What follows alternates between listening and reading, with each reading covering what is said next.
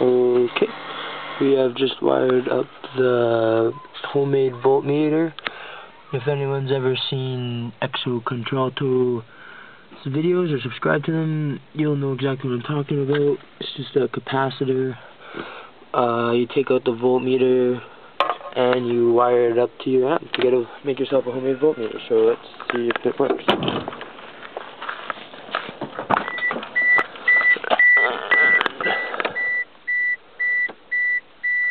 Beautiful.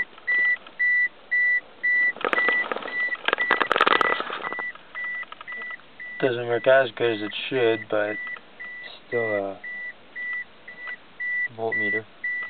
Let's test it out.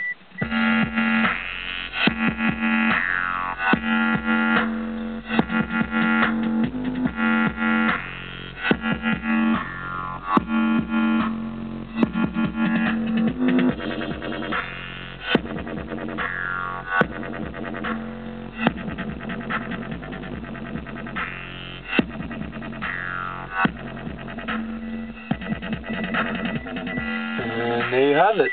That's a new voltmeter. Thanks for watching.